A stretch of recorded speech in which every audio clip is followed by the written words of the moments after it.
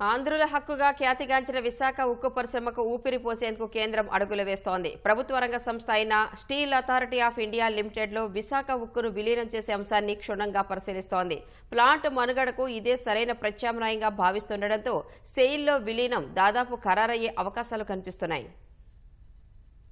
2 blast ఫర్నేసులు మూతపడి ఆర్థిక కష్టాలతో కొట్టుమిట్టాడుతోన్న Visakha steel plant ను తిరిగి పూర్తి స్థాయి సామర్థ్యంతో నడిపేలా కేంద్రం ప్రణాళికలు రూపొందిస్తోంది. కూటమి ప్రభుత్వం చొరవతో చోటు చేసుకుంటున్న ఈ పరిణామాలు 1324 రోజులుగా కార్మికులు చేస్తున్న పోరాటానికి ఫలితాన్ని చూపించనున్నాయి. విలీన ప్రతిపాదనపై స్టీల్ అథారిటీ ఆఫ్ ఇండియా ఎన్ఎండీసీతో చర్చలు జరుగుతున్నాయి. విలీనానికి కొన్ని సాంకేతిక అంశాలు అడ్డుపడుతున్నా పరిష్కారం ఆలోచిస్తున్నామని కేంద్ర ఉక్కు శాఖ సహాయ మంత్రి భూపతిరాజు శ్రీనివాస్ వర్మ పేర్కొన్నారు. ఇటీవల కేంద్ర ఉక్కు మంత్రి కుమారస్వామి 2 రోజుల కిందట రాష్ట్ర విద్య, ఐటీ శాఖల మంత్రి లోకేష్ సైతం విశాఖ పర్యటనలో స్టీల్ ప్లాంట్ ను ప్రైవేటీకరణ కాకుండా చర్యలు తీసుకుంటామని భరోసా ఇచ్చిన అంశాన్ని ఈ సందర్భంగా పలువురు ప్రస్తావిస్తున్నారు.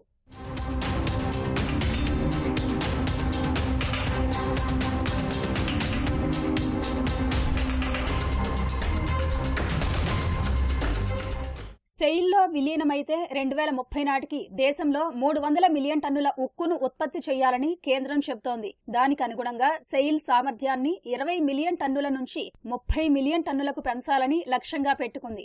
ఇందుకు 1.10 లక్షల కోట్లు ఖర్చు పెట్టాలని అనుకుంటోంది. సెయిల్ కు సంబంధించి 1 మిలియన్ ఉక్కు ఉత్పత్తి అదనంగా చేయాలంటే 7 ఏళ్ల సమయం పడుతుంది. అదే విశాఖ ఉక్కును విలీనం చేసుకుంటే రాబోయే ఆర్థిక సంవత్సరంలోనే తక్కువ పెట్టుబడితో 27.5 మిలియన్ టన్నుల ఉత్పత్తికి చేరవచ్చు. సెయిల్లో విలీనానికి రాష్ట్ర, కేంద్ర ప్రభుత్వాలు ₹1 పెట్టుబడి పెట్టాల్సిన అవసరం లేదు. ఈ విలీనంతో కనీసం 30,000 కోట్లు ఆదా కావడంతో పాటు తక్షణమే ఉత్పత్తి సామర్థ్యం సాకారమవుతుంది. తద్వారా విశాఖ ప్లాంటుకున్న ఇనుప గనుల సమస్యకు శాశ్వత పరిష్కారం లభించడంతో పాటు టన్నుకు కనీసం 5 నుంచి 6,000 ఉత్పత్తి వ్యయం తగ్గుతుంది. భవిష్యత్తులో విశాఖ ఉక్కును మరో 5 మిలియన్ టన్నులకు విస్తరించి 10,000 మందికి ఉద్యోగాలు కల్పించవచ్చని కార్మిక సంఘాలు చెబుతున్నాయి.